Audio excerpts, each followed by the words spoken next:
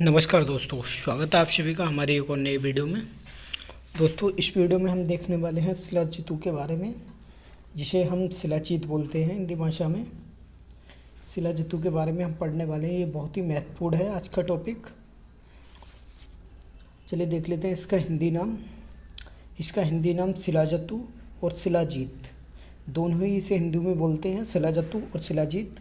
और संस्कृत नेम इसका शिलाजतु है।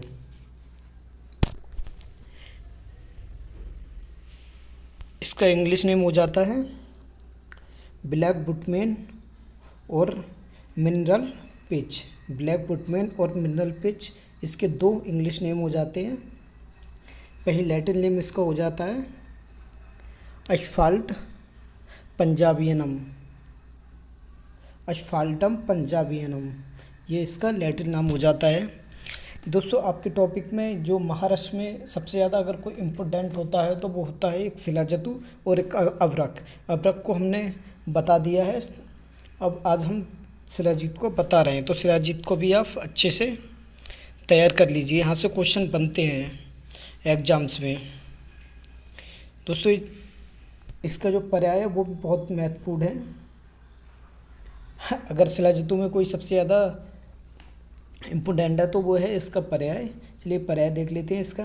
शिलाजतु, शैल्य, शिलाजीत, शैलधातुज, शिलामय, शिलाश्वेत, शिलानिर्यास, अश्मय, अश्मज, अस्मजतुक, गिरिज, आद्रिज, अश्मोत, अस्मलाच्छा और गौरे, ये इसके शिलाजीतों के पर्याय हो जाते हैं। इसका उत्पत्ति स्थान क्या होता है? उत्पत्ति स्थान इसका देख लेते हैं। ग्रीष्म ऋतु में हिमालय पर्वत, ग्रीष्म ऋतु में हिमालय पर्वत तथा क्षारीय ऋतु में सूर्य के तीव्र ताप से स्वर्णादि खनिज से युक्त हिमालय पर्वतों की तलहटी से स्रवित होकर शिलाजतु प्राप्त होता है। ग्रीष्म काल में हिमालय पर्वत तथा क्षारीय भूमि में सूर्य के तीव्र ताप से स्वर्णादि खनिज युक्त हिमालय के पर्वत की तलहटी से स्रवित होकर शिलाजतु प्राप्त होता है। शिलाजतु का इतिहास क्या है? संहिता काल में चरक, सुश्रुत एवं बागभट्ट, सुश्रुत एवं बागभट्ट आदि अनेक रोगों में चिकित्सा में शिलाजतु का उल्लेख मिलता है। दोस्तों, एक शिलाजतु को हम महाऔषधि भी कह सकते हैं। ऐसा माना जाता है कि शिलाजतु में ऐसी कोई बीमारी नहीं है जो शिलाजतु से ठीक ना हो, ऐसा शास्त्रों में लिखा है। एक ऐसी औषधि है शिलाजतु, यानी कि कोई भी रोग हो, सारे रोगों में ये ऑलराउंडर औषधि है शिलाजतु। शिलाजतु के भेद। रस ग्रंथों में गंध के आधार पर शिलाजतु के दो भेद माने जाते हैं। दोस्तों, जो शिलाजतु के जो भेद देखे जाते हैं वो गंध के आधार पर देखे जाते हैं।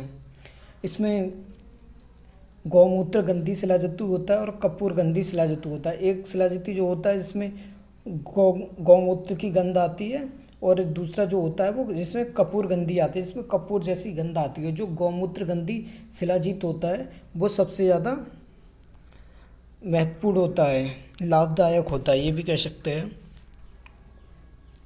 गौमूत्र गंधी शिलाजतु के दो उपभेद होते हैं। जो गौमूत्र गंधी शिलाजीत होता है उसके दो भेद होते हैं, सासत्व और निसत्व। सासत्व और निसत्व गौमूत्र गंधी शिलाजतु के दो भेद होते हैं। दोस्तों, एग्जाम में क्वेश्चन ऐसे ही मिल सकता है कि गौमूत्र गंधी शिलाजतु के कितने भेद होते हैं या कौन कौन से भेद होते हैं। तो इसके दो भेद होते हैं, सासत्व और निसत्व। गौमूत्र गंधी शिलाजतु श्रेष्ठ रसायन होता है। गौमूत्र गंधी शिलाजतु जो होता है वो सर्वश्रेष्ठ रसायन होता है। शिलाजतु का प्राप्ति स्थान। दोस्तों, ये बहुत ही महत्वपूर्ण है आपका। महाराष्ट्र में एक ये और एक अभ्रक, ये सबसे ज़्यादा महत्वपूर्ण है। शिलाजतु का प्राप्ति स्थान देख लेते हैं। भारत देश में शिलाजतु उत्तर प्रदेश के कुमायूं जिले में। दोस्तों, उत्तर प्रदेश का कुमायूं जिला जो आज उत्तराखंड जब उत्तर प्रदेश से अलग हुआ था तो अब ये उत्तराखंड का हिस्सा हो चुका है।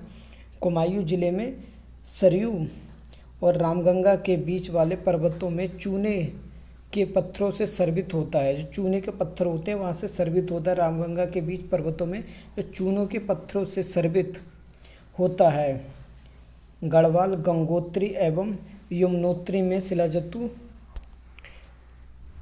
गढ़वाल, गंगोत्री एवं यमुनोत्री में शिलाजतु प्रभुत मात्रा में प्राप्त होता है। इसके अतिरिक्त नेपाल, भारत के अतिरिक्त कहाँ का मिलता है? नेपाल, कश्मीर भारत में ही है ये, नेपाल में, भूटान में, पंजाब में भी मिलता है इसका। पंजाब के कुछ स्थानों से प्राप्त होता है। दोस्तों भारत के अलावा इसमें नेपाल और भूटान से मिलता है। शिलाजतु का स्वरूप देख लेते हैं, कैसा इसका स्वरूप होता है। यह एक लाछा सादृश, लाछा जो लाछा होता है जिसे राल भी राल, लाछा और गुग्गुल जो होता है ये एक समान दिखने वाले होते हैं, ये उसी की तरह दिखने वाला होता है। लाछा सादृश मृदु मिट्टी के समान रंग वाला एवं स्वच्छ जो पर्वत से मैल निकलता है और जो गुग्गुल की तरह दिखाई देने वाला स्वाद में तिक्त एवं लवण रस युक्त होता है। स्वाद में तिक्त एवं लवण रस युक्त होता है। गौमूत्र जैसी गंध वाला होता है। शिलाजतु सभी योगों के निर्माण में श्रेष्ठ होता है। शिलाजतु जो होता है वो सभी योगों के निर्माण में श्रेष्ठ होता है। दोस्तों पहले हम कुछ आपके थ्योरी के जो टॉपिक हैं, जो इम्पोर्टेंट टॉपिक हैं वो क्लियर करा देते हैं। फिर उसके बाद हम एमसीक्यू भी देखेंगे। इसके इम्पोर्टेंट जो भी बढ़िया से बढ़िया एमसीक्यू हैं, बढ़िया से बढ़िया बुक के एनालिसिस करके हम आपके लिए एमसीक्यू लेके आएंगे। दोस्तों उत्तर प्रदेश में आयुर्वेद फार्मासिस्ट की तो भर्ती हुई नहीं है, पर जो बीएमएस की परीक्षाएं होती हैं पर उतने डीपली लेवल के इसमें क्वेश्चन नहीं पूछे जाएंगे, पर फिर भी कहीं से भी पूछ सकता है क्योंकि अब यूपी ट्रिपल एससी ने अपना पैटर्न चेंज कर दिया है, तो कितना भी डीपली पूछ सकती है। हम टॉपिक वाइज जो भी आपके टॉपिक हैं, टॉपिक वाइज ही आपके लिए एमसीक्यू कराएंगे। पहले आपकी जो महत्वपूर्ण टॉपिक हैं वो आपके लिए कंप्लीट करा देते हैं। थ्योरेटिकल शिलाजतु की विशेष परीक्षा। दोस्तों पहले आपका बेस क्लियर होना बहुत ज़रूरी है। जब तक आपका बेस क्लियर नहीं है तो आपको एमसीक्यू करने से कोई भी फ़ायदा नहीं। अगर आपका बेस क्लियर है तो एमसीक्यू कहीं से भी बन जाए आप कर सकते हैं। तो बेस क्लियर करना बहुत ज़रूरी है। पहले आप अपना बेस करिए, उसके बाद एमसीक्यू के पीछे भागिए।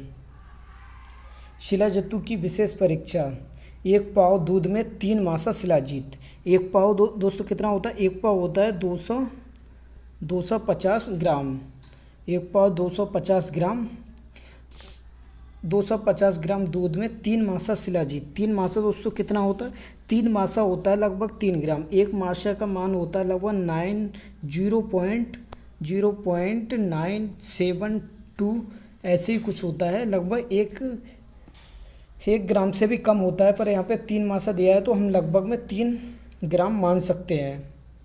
कितना मान सकते हैं हम? दूध 1 पाव यानी कि 250 ग्राम और 3 पाव लगभग 3 ग्राम। शिलाजतु मिलाकर 1 तोला अम्ल द्रव्य। 1 तोला दोस्तों कितना होता है?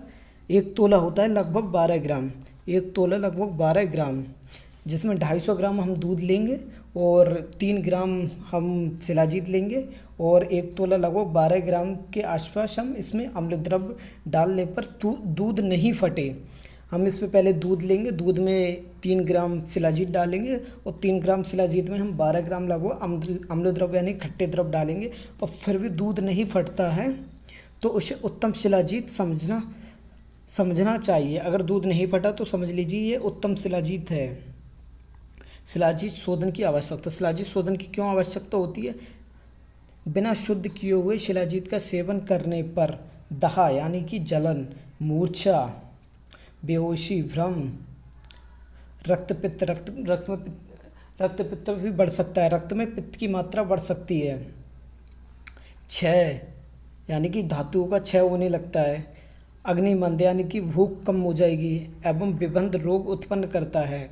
कि अगर हम अशुद्ध शिलाजीत का सेवन करते हैं तो दाह, मूर्छा, भ्रम, रक्तपित्त, क्षय, अग्निमंद एवं विबंध रोग उत्पन्न करता है। शिलाजतु शोधन, शिलाजितु का शोधन कैसे करते हैं देख लेते हैं। चलो शिलाजितु का शोधन भी देख लिया जाता है, देख लेते हैं।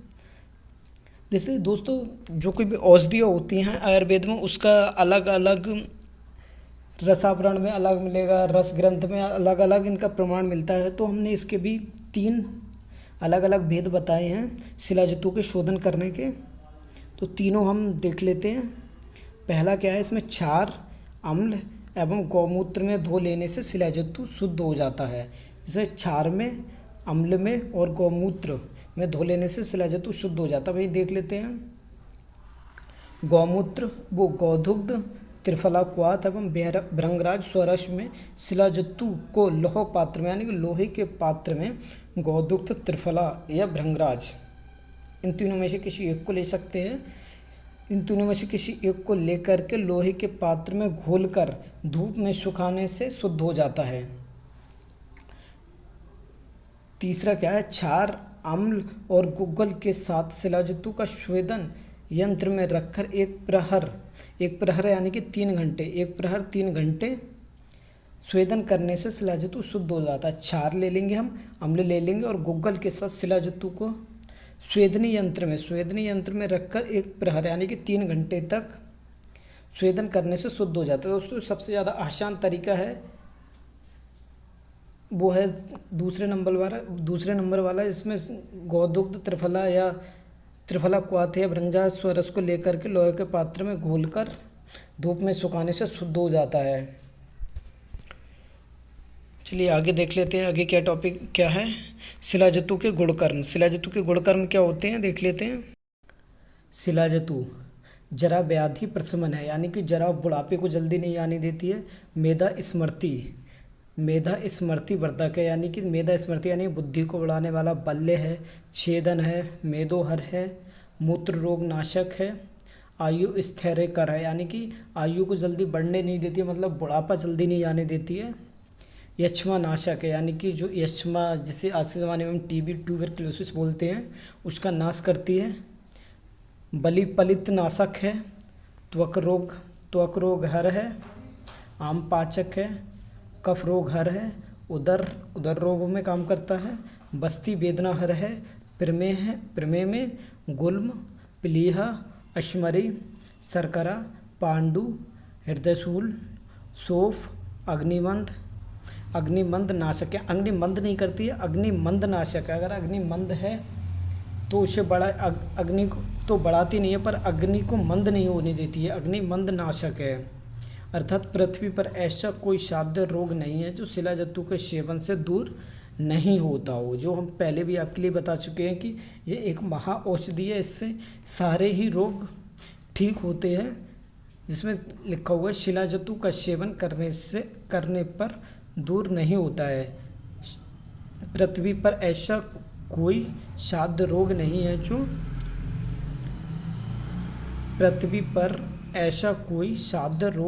है जो शिलाजितु का सेवन करने पर दूर नहीं होता है। तो आप ये समझ सकते हैं कितनी महा औषधि है ये। ऐसा कोई पृथ्वी पर रोग नहीं है जिससे ये ठीक नहीं होता हो। शिलाजितु विकार का शमनोपाय, यानी कि अगर शिलाजितु से अगर कोई आपके शरीर में कोई विकार उत्पन्न हो रहा है तो उसके क्या उपाय हैं। मरीच चूर्ण को घृत के साथ 7 दिन तक सेवन करने से, मरीच चूर्ण को घृत के साथ 7 दिन तक सेवन करने पर शिलाजितु सेवन से उत्पन्न विकार को दूर करता है। इसका मुख्य योग्य क्या है, मुख्य योग्य क्या क्या मिलते हैं शिलाजितु के। आरोग्यवर्धनी बटी, दोस्तों आरोग्यवर्धनी बटी ये भी एक महा औषधि है। इसी के नाम पर एक टैबलेट बनाई गई है, वो भी आयुर्वेदिक ही है, जिसे हम आज के ज़माने में लिप 52 बोलते हैं। लिप 52 ये इसी की कॉपी ही बोल सकते हैं, लेकिन लिप 52 से बेहतर आप अगर आरोग्यवर्धनी का यूज़ करें तो वो बेहतर है, क्योंकि इसमें जितने कंटेंट आरोग्यवर्धनी बटी में है उसी से ये कॉपी किया गया है। और भारत में बिकने वाली टॉप 5 की सबसे ज़्यादा मेडिसिन में लिप 52 का नाम आता है। ऐसा नहीं है कि सिर्फ आयुर्वेद में ही टॉप 5 में, एलोपैथ, आयुर्वेद, यूनानी।